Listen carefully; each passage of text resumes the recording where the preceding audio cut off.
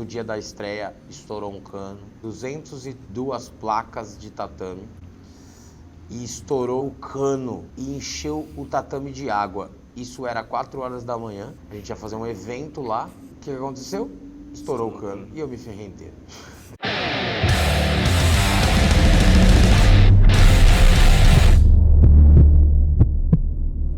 Aí, voltando naquele assunto do seu exame de faixa preta, como que foi o geral, assim? Do começo até a hora que o senhor recebeu?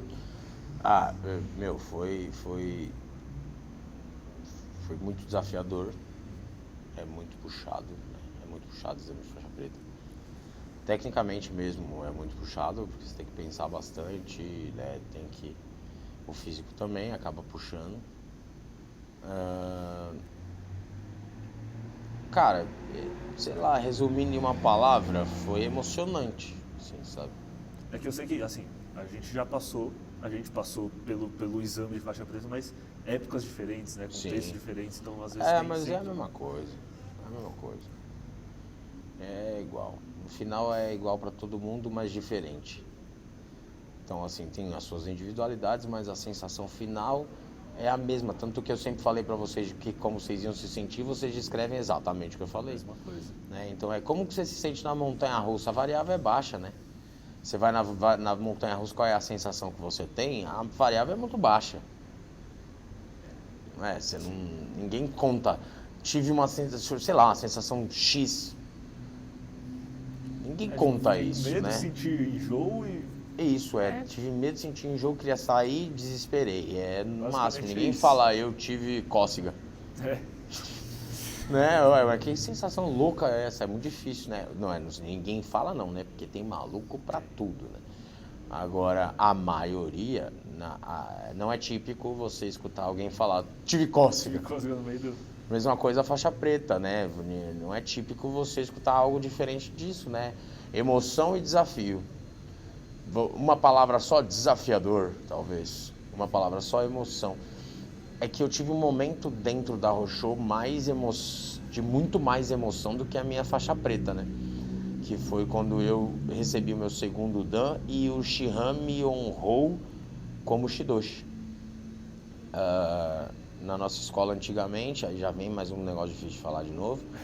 Na nossa escola, antigamente, antes de se juntar, antes de que o Shihan fundasse junto com outros mestres do mundo a Federação Mundial, né? Antes disso, a nossa escola, a gente tinha respaldo pela Black Tiger, que era uma associação lá dos Estados Unidos. E na Black Tiger, a gente não seguia, a gente não tinha uma regra uníssona. As pessoas que estavam na Black Tiger não tinham uma regra igual. Então, todas as escolas de ninjutsu, cada uma tinha ainda a sua regra. Quando a gente se juntou com a federação, quando o Shihan e os outros mestres fundaram a federação, acabou que unificou depois da preta. Então, algumas escolas da federação têm cores nos kills. Então, enquanto você está nas coloridas, você tem cores diferentes em outras escolas lá e tal, mas depois da preta é todo mundo igual. Então, é preta, primeiro dan, aí segundo dan, terceiro dan, quarto dan você vira o coral, né, que é a minha faixa. Aí quinto dan você ainda se mantém coral, sexto dan você pega a faixa branca e vermelha. E aí sétimo dan branco e vermelho, e no oitavo dan você pega a faixa toda vermelha. Que é aquela faixa que você usa no seu exame de faixa preta. Então, no seu exame de faixa preta, você coloca a faixa vermelha, usa até que você passe ou não, retira ela e põe a faixa que você vai colocar. Se for a preta, se passou, se for a marrom de novo, se não passou. E aí é isso. O que você perguntou mesmo? Eu já me perdi. Da sensação. A sensação. Não, é que eu falei da emoção. Teve uma emoção muito mais forte, muito maior, quando o Shihan me honrou do nada ali de Shidoshi. Esse dia foi o dia mais emocionante da minha vida, que se equipara ao nascimento dos meus filhos. Eu sempre falo isso. se equipara ao nascimento dos meus filhos. Na verdade, eu não falo isso. Eu falo uma coisa até mais que as pessoas falam, ai, credo. Eu falo que se equipara ao nascimento da minha filha. Mas não no do meu filho. O do meu filho é um pouco menos até. Aí as pessoas falam, como assim? Você se emocionou menos com o seu segundo filho do que com o primeiro? Claro, ué, foi o segundo. Não amo menos. Eu me emocionei menos. Eu já sabia o que ia acontecer. Ia sair uma cabecinha de dentro da minha ex, no caso. A mãe dos meus filhos. Ia sair uma cabeça de lá de dentro da barriga dela, porque as 2 vezes foi cesárea. De repente, do nada, sai uma cabeça. Você olha e fala, tá uma cabeça saindo uma pessoa. A primeira foi assim que eu me senti. Eu falei, tem uma cabeça saindo de dentro dela. Jesus. O que está acontecendo, Jeová? Era isso que eu pensava. Meu Deus, aí você olha, é tua filha, aí você fala, quem foi que inventou de que eu podia criar uma pessoa desde pequenininha? E eu podia, até que minha filha tem 8 anos e deu tudo muito certo até agora. E o meu filho veio 3 anos depois e, óbvio, eu já não tive a mesma emoção, né? Se por acaso tivesse chance de pegar novamente faixa preta de ninjutsu, você acha que seria a mesma emoção da primeira vez? Claro que não, né? Assim como não será quando eu virar Shihan a mesma emoção de quando eu virei Shidoshi. Assim como não foi quando eu peguei o quarto dan e me tornei faixa coral, a mesma emoção de quando eu me tornei Shidoshi. Enfim. Não é a mesma emoção, as emoções são diferentes, mas para equiparar a primeira vez que eu tive filho, se equipara a emoção, a sensação se equipara de quando eu virei Shidoshi. Agora, você ama mais a sua faixa do que você ama o seu filho? Claro que não, claro que não. É um momento só. E agora, o senhor dono de dojo, né, tem as responsabilidades, tem os desafios. E eu queria saber como é que foi quando o senhor montou seu primeiro dojo. Deixa eu pensar que o momento foi esse. Eu estava dando aula. Eu dava aula no Hombu Dojo. Eu tinha um horário no Hombu Dojo. Mas eu morava em Santana. Eu morava na Zona Norte. Na verdade, não era Santana, era quase Horto Florestal. Eu morava lá pra dentro da Zona Norte de São Paulo.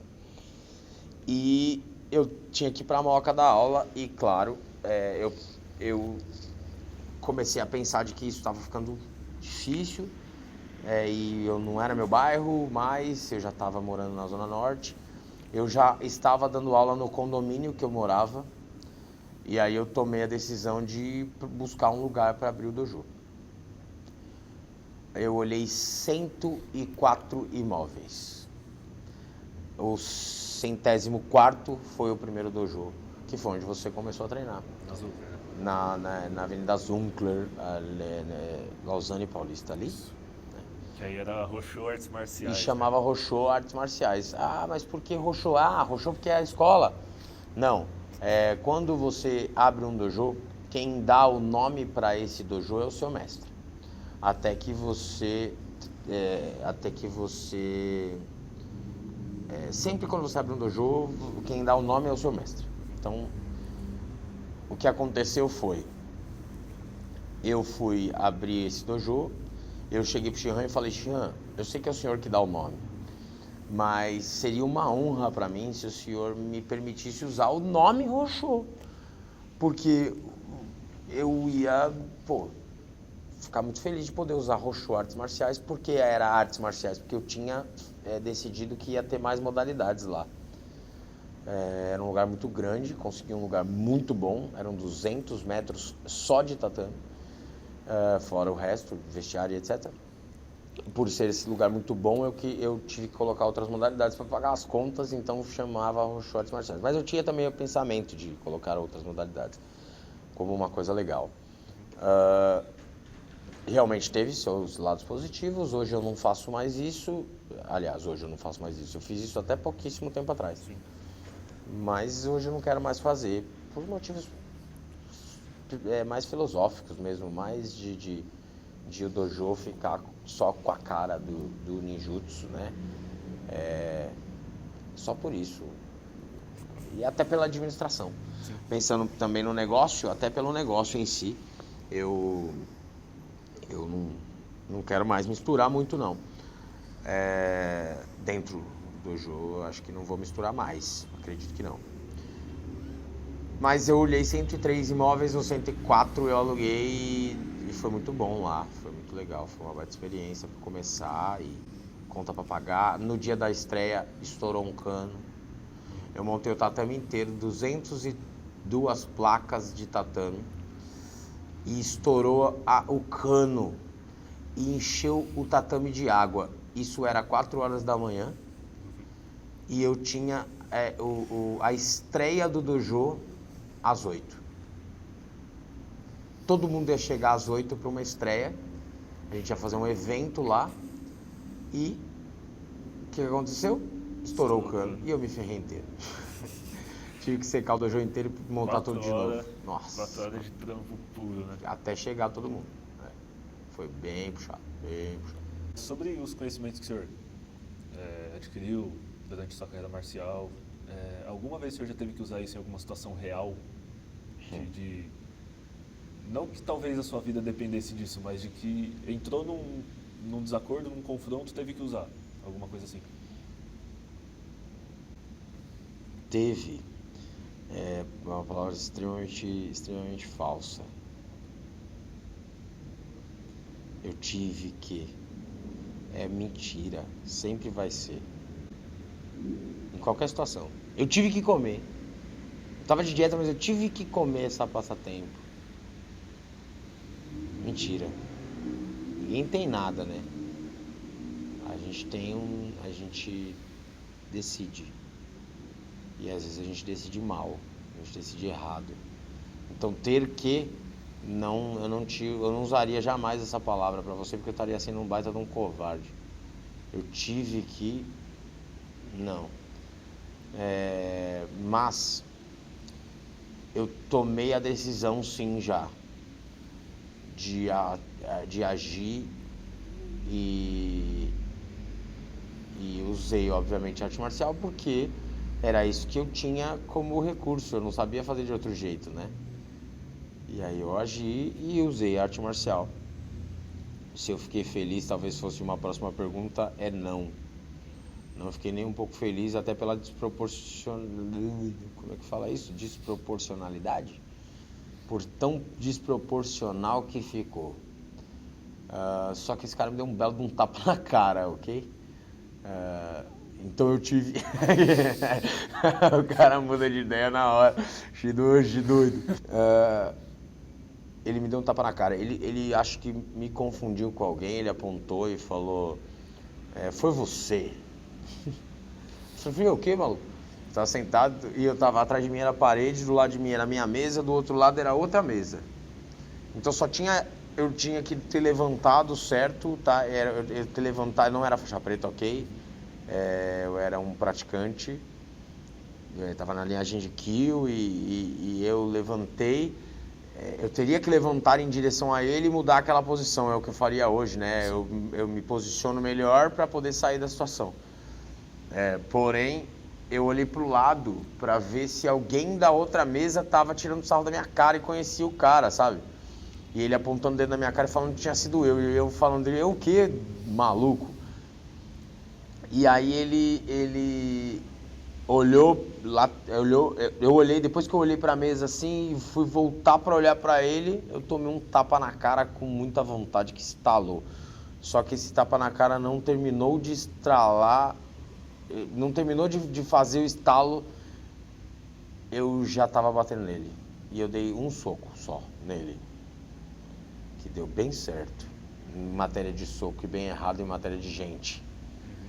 Então quando eu bati, fez POC, e ele caiu igual um saco de batata no chão, já com a cara torta, que eu acho que deve ter machucado.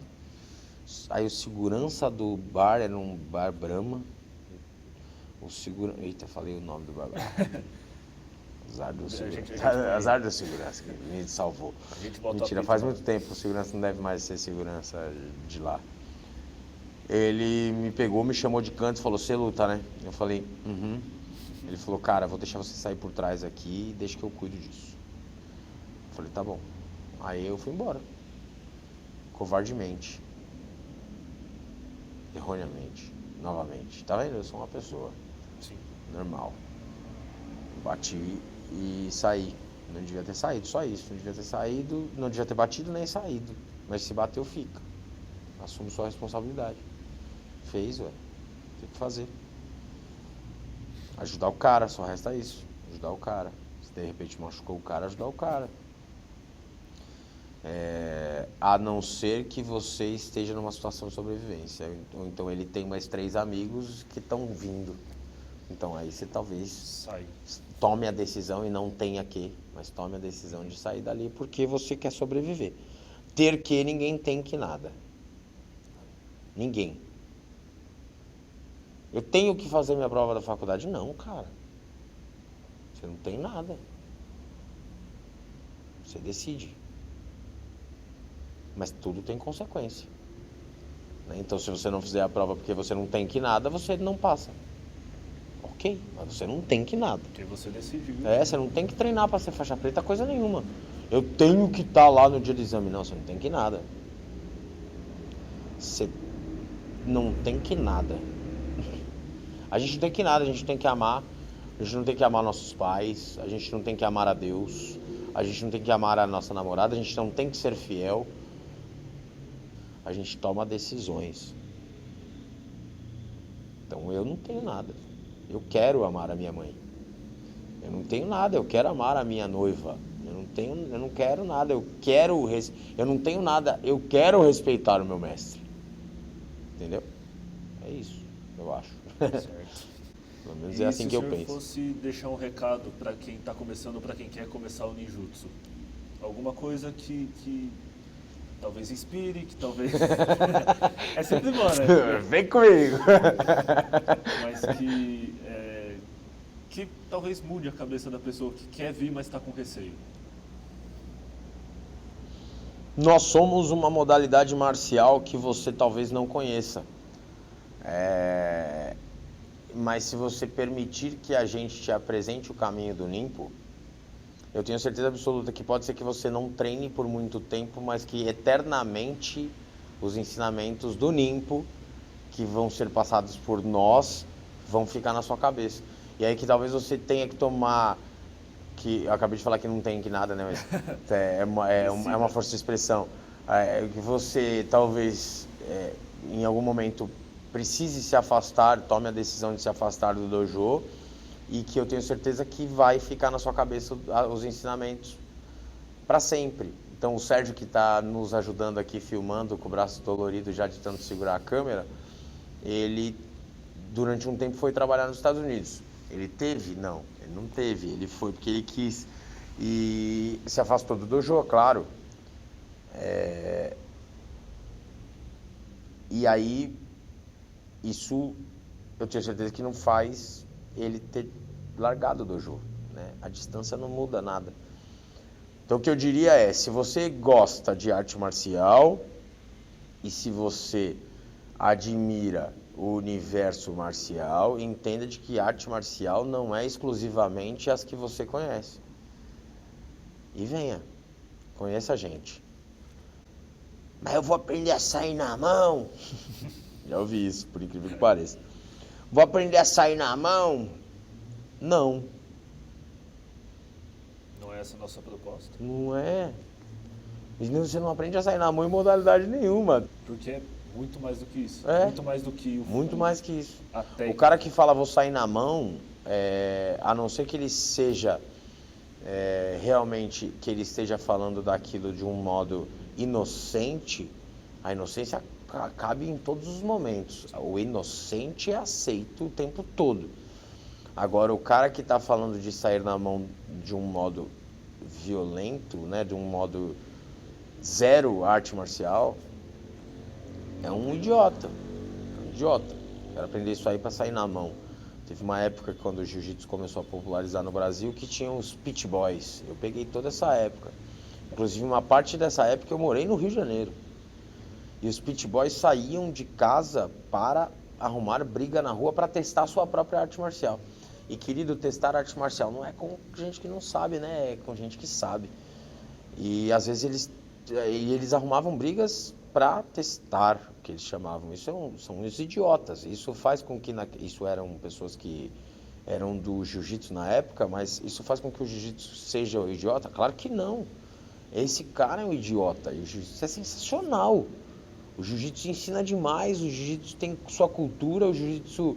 Não estou falando do japonês, não. Estou falando de todo o jiu-jitsu, do japonês e do brasileiro. Eu conheço vários dojos de jiu-jitsu, são muito bons, vários faixas pretas de jiu-jitsu. Hoje eu treinei com 2 faixas pretas de jiu-jitsu crossfit. São 2 faixas pretas de jiu-jitsu. Você acha que ele é um cara mal educado? Não, ele é tão educado quanto nós, ele respeita tanto quanto nós, ele abaixa a cabeça quando vai te cumprimentar exatamente como nós. É um cara tão grande marcialmente como pessoa quanto nós. A gente é superador, a gente suporta o insuportável. E quando eu falo a gente, não é só no ninjutsu, é a gente marcial. E no ninjutsu a gente prega demais isso. Tem modalidade que não, mas a maioria sim. Então, se você não conhece arte marcial, entenda de que o ninjutsu está inserido nesse mercado marcial e que pode ser um caminho para você se tornar uma pessoa melhor. Vem. Sim. Vem conhecer. Ou vai, sei lá, não precisa ser aqui também. Não precisa ser no Guerreiro Ninja. Porque o ninjutsu não é só... Não precisa ser na Roshô. Tá tudo bem, o ninjutsu é muito maior que nós. Mas se quiser que seja aqui, a gente vai ter a honra de te receber e tá tudo bem. As portas estão abertas Sempre. Mesmo que você more longe, eu estou disposto a falar com você, a te ensinar o que eu puder, mostrar o que eu puder do ninjutsu. É isso que a gente está fazendo agora, né? A gente está aqui gravando isso, não só porque a gente quer bater um papo. A gente está gravando isso porque a gente quer que pessoas estejam nesse papo. Pessoas que não poderiam estar. Certo. Né? Bom, certo? Bom, eu te agradeço mais uma vez por ter Ninja, cedido seu tempo. eu te agradeço. Espero que venham mais, o senhor possa trazer mais conteúdo pra gente, inclusive a gente trocar conteúdo, que é importante também. E finalizo agora o Guerreiro Ninja Entrevista. Até a próxima. Vamos junto? Eu sou quem? Sou Bruno Jorge. Bruno Jorge e eu sou o Shidoshi Kauso. Nimpo!